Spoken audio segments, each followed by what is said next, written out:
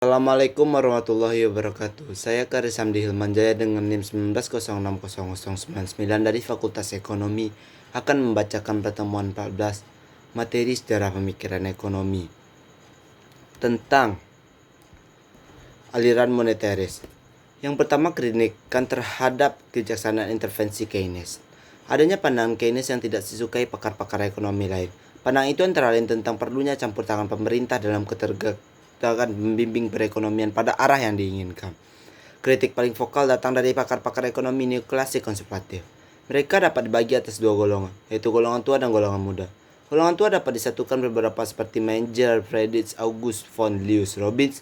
Semuanya mencela kebijaksanaan campur tangan pemerintah Keynes sama kerasnya dengan celaan mereka terhadap paham sosialisme. Celaan paling keras datang dari kelompok yang namakan dirinya libertarian.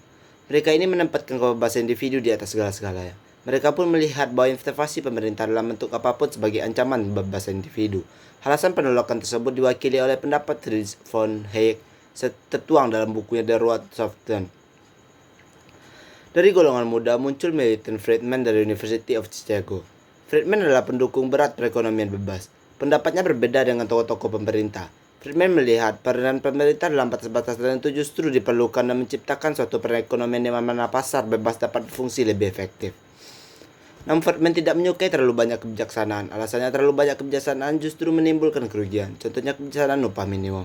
Kebijaksanaan yang dimaksud untuk meraih kesejahteraan kaum buruh. Namun, jika tingkat upah ditingkatkan terlalu tinggi menyebabkan pengusaha enggan berproduksi. Lalu kita lanjut dengan pokok-pokok aliran moneteris. Ketidakberhasilan ajaran-ajaran Keynes dalam memecahkan masalah-masalah yang dihadapi melahirkan suatu aliran baru yang disebut aliran moneteris, yang mengutamakan kebijaksanaan moneter dalam mengatasi kemelut ekonomi waktu itu. Istilah ini pertama kali digunakan oleh Karl Brunner untuk mengembangkan berbagai studi di bidang ekonomi moneter dan kebijaksanaan moneter. Dalam artikelnya, The Role of Money Monopolies, pada prinsipnya kelompok moneteris mengaturkan profesi. Profesi itu adalah perkembangan moneter merupakan unsur penting dalam perkembangan produksi. Kesempatan kerja dan harga-harga bahwa penumputan jumlah uang beredar merupakan unsur yang paling dapat diandalkan dalam perkembangan moneter. Dan bahwa perilaku otomatis moneter menentukan pertumbuhan jumlah uang beredar dalam gelombang konjuktif. Penekanan pokok pandangan terhadap moneteris terletak pada stok uang. Sebagaimana dijelaskan Friedman dalam tulisannya A Theoretical Framework for Monetary Analysis. Perubahan dalam jumlah uang beredar sangat pengaruhnya. Tingkat inflasi dalam jangka panjang dan pengaruh GNP real dalam jangka panjang. Friedman selalu menekankan bahwa perilaku dalam laju pertumbuhan jumlah uang berakselerasi dan deselerasi sangat mempengaruhi aktivitas-aktivitas ekonomi real. Ketidakstabilan dalam pertumbuhan moneter akan tercermin dalam berbagai aktivitas ekonomi. Sebagaimana dengan yang telah disimpulkan bahwa laju pertumbuhan uang yang tinggi akan menyebabkan terjadinya bom dan inflasi. Sementara itu, penurunan dalam laju pertumbuhan uang dapat menimbulkan resesi dan kadang-kadang bahkan deflasi. Tokoh-tokoh aliran moneteris.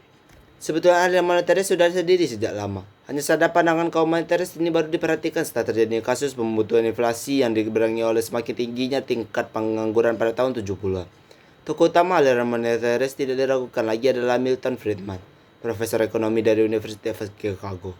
Sudah bekerja di Komisi Sumber Daya Alam di Washington. Ia bergabung sebagai staf peneliti National Economy Research tahun 1973. Karena jasa-jasanya sangat besar dalam mengembangkan ilmu ekonomi yang mendapat hadiah Nobel 1976. Pandangan Friedman dapat diikuti di berbagai buku, jurnal, serta artikel-artikel populer di koran-koran Amerika. Antara Friedman dan moneter sering dianggap sebagai sinonis, tetapi ini tidak berarti ia sebagai satu-satunya. Tokoh lain yang dianggap salarian atau pendukung-pendukung aliran moneteris antara lain Karl Barner, Universitas Lancaster, aliran Malthus, Bennett McCallum, Thomas Mayer, Philip Kagan, David Leitler, and Michael Parkin, and Western, and William Papal, dan yang lainnya. Masih banyak lagi. Perbedaan moneteris Keynesian. Banyak perbedaan pandangan antara buku Keynesian dan moneteris dalam melihat gejala-gejala ekonomi. Dalam melihat perekonomian secara agregat, kubu Keynesian percaya bahwa perekonomian cenderung berada dalam posisi keimbangan tingkat output rendah. Ini terjadi karena pengeluaran agregat cenderung lebih kecil dari penerimaan agregat dengan kurang ampuhnya mekanisme. Pasar dalam melakukan penyesuaian-penyesuaian yang diperlukan, terutama tingkat harga-harga dan tingkat upah. Hal bisa terjadi karena adanya kekuatan serikat buruh dan praktek-praktek oligopolistik dan pihak perusahaan-perusahaan. Kaum monetaris tidak percaya pada teori Keynesian yang mengatakan bahwa perekonomian cenderung berada pada keseimbangan tingkat output rendah, disebabkan kurang ampuhnya mekanisme korektif atau membawa pasar kembali pada posisi keseimbangan. Pemanfaatan sumber daya penuh. Dalam hal ini, kubus monetaris mengkritik bahwa ada kekuatan-kekuatan pasar yang tidak diikutkan oleh model yang dikembangkan oleh kubu Keynes. Dua di antara kekuatan-kekuatan tersebut, turunnya suku bunga akan mendorong investasi dan turunnya tingkat angka akan mendorong konsumsi melalui apa yang disebut Pogile Effect. Karena perbedaan cara pandang di atas, maka implikasi kebijaksanaan kedua-kedua tersebut juga berbeda. Misalnya dalam usaha meningkatkan laju pertumbuhan ekonomi di dalam mengatasi pengangguran. Kubu Keynes lebih menyukai kebijaksanaan fiskal yang bersifat ekspansif. Sebaliknya, kubu monetaris lebih menyukai kebijaksanaan moneter yang kontraktif. Intervensi pemerintah untuk meningkatkan output dengan menggunakan kebijaksanaan fiskal tidak disenang dengan Friedman. Misalnya ada usaha untuk meningkatkan output dengan menurunkan pajak. Menurunkan Keynes, langkah ini meningkatkan output. Mereka menyimpulkan bahwa fluktuasi dalam jumlah uang sebagai penyebab fluktuasi dalam pendapatan nasional. Untuk mendukung argumen tersebut, mereka menggunakan kasus sebagai besar-besaran yang terjadi tahun 30-an.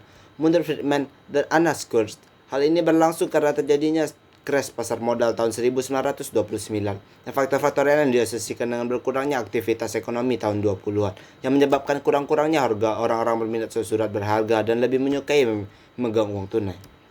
Lalu lanjut kepada perhatian terhadap ekonomi mikro.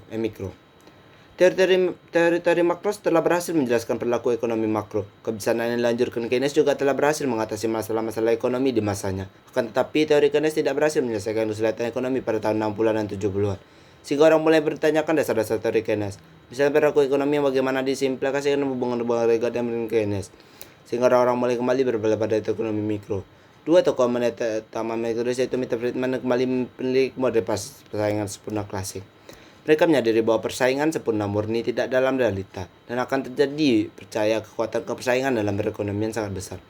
Dengan demikian, model yang didasarkan pada asumsi pasar persaingan sempurna dipercaya lebih baik karena mendekati realistis pada teori oligopoli yang lebih diminati oleh kubu Keynesian selama ini.